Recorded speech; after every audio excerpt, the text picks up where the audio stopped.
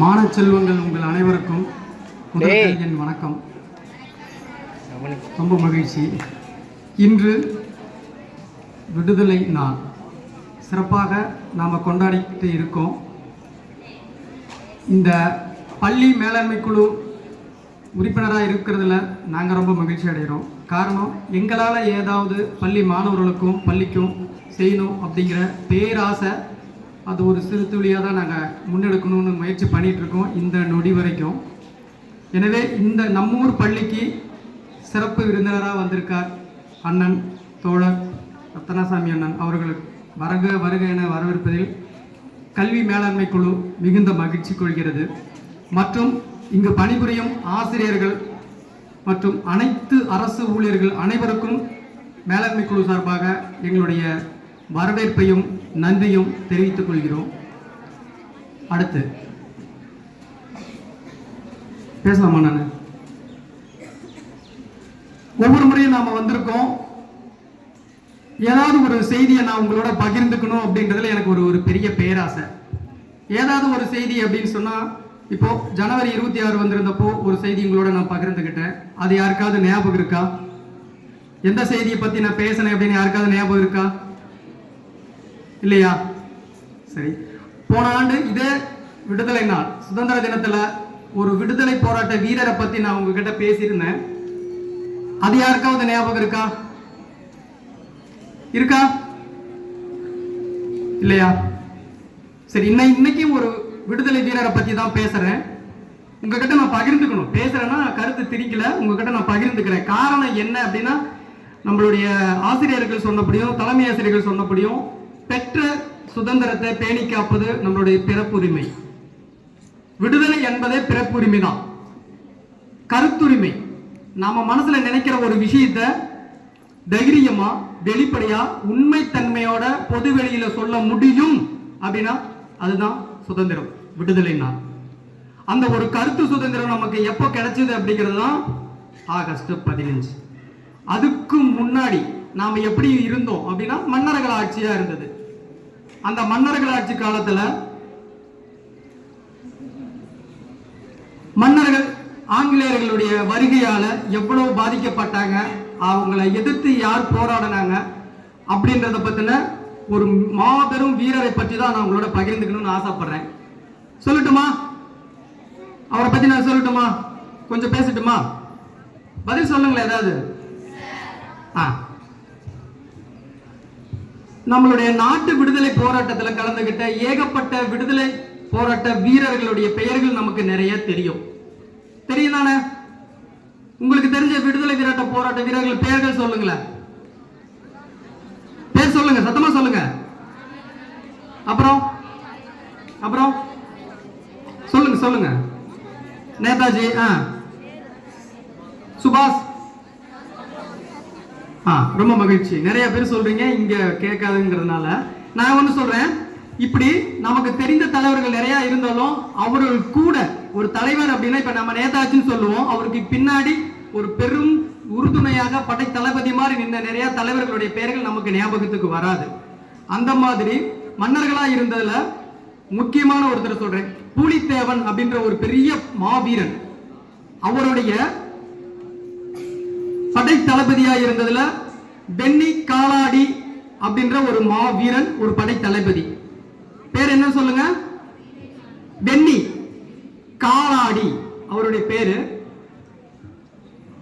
அவர்கள் வெள்ளக்காரர்களை எதிர்த்து போராடணும் அப்படின்னு நினைக்கும் பொழுது புலித்தேவனுடைய படைக்கு தளபதியாக இருந்து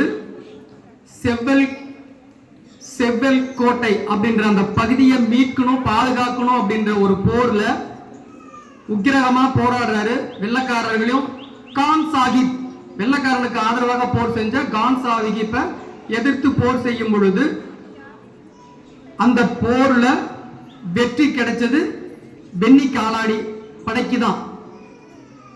ஆனாலும் அத ஒரு துயர சம்பவம் என்ன தெரியுங்களா? அந்த போர்க்களத்துல போர் செஞ்சிட்டு இருக்கும்போது பென்னி காலாடியினுடைய எதிரிப்படை ஒருத்த பென்னி காலாடிய வயிற்றுல குத்துனதுனால அவருடைய குடல் சரிஞ்சு வெளியில வந்துடுச்சு. ஆனா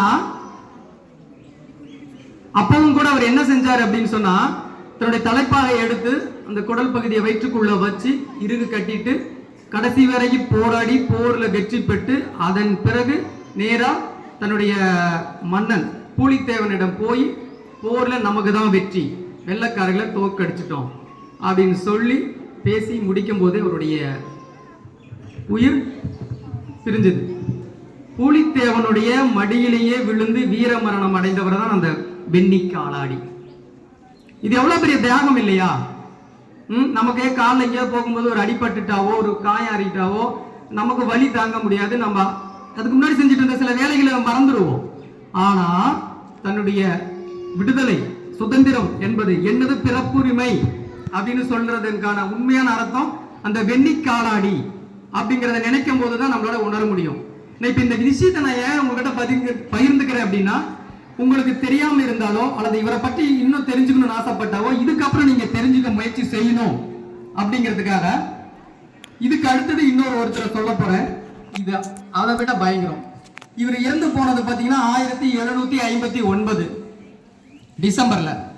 ஆனா அதே ஆண்டுல அதே பூலித்தேவன் படையில இருந்த இன்னொரு படை தளபதி தான் அழகு முத்துக்கோன். 1728 பிறந்தவர். தன்னுடைய தந்தையின் இறப்புக்கு பிறகு 22 வயதுல மன்னனா முடிசூட்டிக் கொள்கிறார். தூத்துக்குடியில கட்டாளங்குளம் அப்படின்ற சேமைக்கு மன்னரா. இது பெரிய வரலாறு, உங்களுக்கு சுருக்கமா நான் சொல்லணும்னு ஆசைப்படுறேன். அப்படி பொறுப்பேற்ற பிறகு அவரும் வெள்ளைக்காரர்களை எதிர்த்து போராடுறாரு. அவரு தன்னுடைய 22 வயதுல இருந்து 1928 பிறந்தவர். 1950 இருந்து 59 வரையும் வெள்ளைக்காரர்களோட பல போர்களை செஞ்சு அத்தனை போர்களிலும் வெற்றியை மட்டுமே பெற்று தந்தவர் தன்னுடைய நாட்டுக்கும் தன்னுடைய படை வீரர்களுக்கும். அப்படிப்பட்ட ஒரு அழகு முத்துக்கோன் போர் செஞ்சிட்டு இருக்கும்போது 1959 ஒரு துயர சம்பவம் நடக்குது. அப்போ ஒரு போர் நடக்குது. அப்போ அந்த போருக்கும் கான் சாஹிப் தான் வெள்ளைக்காரர்களுக்கு ஆதரவா போர் செஞ்சிட்டு இருக்காரு. அந்த போர்ல சில நம்பிக்கை துரோகத்தால் அந்த அழகு முத்துக்கோன் சிறைபிடிக்கப்படுகிறார். அவரோட சேர்ந்து அவருக்கு கீழே இருந்த 6 துணை படை தளபதிகளும் சிறைபிடிக்கப்படுகிறார்கள். அதை தவிர அவர்களுடைய படை வீரர்கள் இருந்த 246 வீரர்களும் சிறைபிடிக்கப்படுகிறார்கள். சிறைபிடிக்கப்பட்டு அவர்கள் அனைவரும் பீரங்கி எல்லாம் பார்த்திருக்கீங்களா? திப்பு சுல்தான் அல்லது வெள்ளைக்காரங்களை பீரங்கி பார்த்திருக்கீங்களா? படத்துல அல்லது ஏதோ போட்டோஸ்ல பார்த்திருப்பீங்களா? அந்த பீரங்கி இப்படி நீளமா இருக்கும்.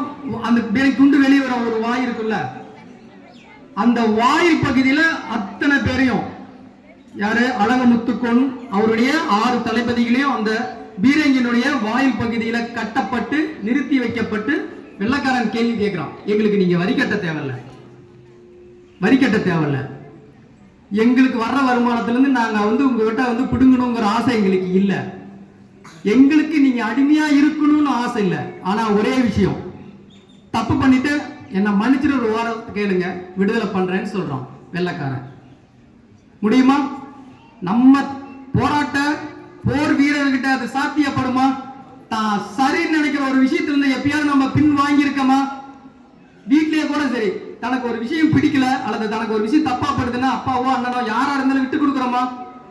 அப்படி இருக்கிற சமயத்துல தன்னுடைய நாட்டுக்காக, தன்னுடைய நாட்டு மக்களுக்காக, தன்னுடைய பண்பாட்டுக்காக, மொழி கலாச்சாரத்திற்காக மன்னிப்பு கேட்க முடியுமா? கேட்கல. அதுதான் உண்மை. கேட்கல அப்படின்னு சொன்னா உன்னுடைய உடல்கள் இந்த பீரங்கி குண்டு மூலமாக சுடப்பட்டு துளைக்கப்படும் எச்சரிக்கை செய்துமே பரவாயில்ல. ஆனா ஒரு விஷயம், திரும்ப திரும்ப என்னை நிக்க வச்சு மன்னிப்பு கேட்க சொல்லாதீங்க, அது நடக்காத விஷயம்.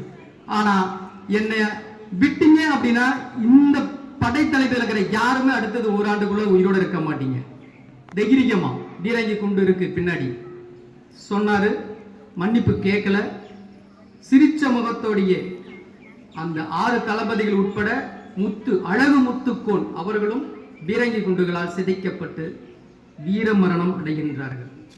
இதுவும் 1759 நடந்த ஒரு வரலாறு. இந்த வரலாறை நான் ஏன் உங்களுக்கு சொல்றேன்னா, நிச்சயமா நான் அடுத்த ஒரு இதே போல நம்ம பள்ளி நிகழ்ச்சிகள் வரும்போது நான் கொஞ்சம் கேட்கிறேன், யார் எத்தனை பேருக்கு ஞாபகம் இருக்குன்னு பார்ப்போம். இதை நான் ஏன் உங்கள்கிட்ட சொல்றேன்னா, நம்மளுடைய வரலாறு தெரிஞ்சுக்கணும். அந்த அழகு முத்துக்கோனுக்கு 2015ஆம் ஆண்டு நம்மளுடைய இந்திய அரசு அஞ்சல் தலை வெளியிட்டு இருக்காங்க. அஞ்சல் தலைனா யாருக்கா தெரியுமில்ல? அஞ்சல் தலைனா யாருக்கா தெரியுமா? தெரியலையா? போஸ்ட் லெட்டர்ல போஸ்ட் ஸ்டாம்ப். இது வந்து யாருக்குமே சாதாரணமா அஞ்சல் தலையில வெளியிட மாட்டாங்க. அஞ்சல் தலைன்னா அதான் ஸ்டாம்ப். இயல்பா தமிழ் பேசவும் அஞ்சல் தலைன்னே வந்துச்சு. அந்த ஸ்டாம்ப் அது வந்து மிகப்பெரிய ஒரு நாட்டினுடைய விடுதலைக்கு போராடும் தலைவருக்கு கொடுக்கின்ற மிகப்பெரிய உயரிய மரியாதை. எனவே இதெல்லாம் கொஞ்சம் ஞாபகம் வச்சுக்கணும் அப்படின்னு நான் அருள் கூர்ந்து உங்ககிட்ட எல்லாத்துக்கிட்டையும் வேண்டி கேட்டுக்கிறேன். இவ்வளவு நேரம் என்ன பேச வாய்ப்பளித்த பள்ளி தலைமைக்கும் மாணவர்களாகிய உங்கள் அனைவருக்கும் மற்ற ஆசிரியர்கள் அனைவருக்கும் நன்றி கூடி விடைபெறுகிறேன். நன்றி.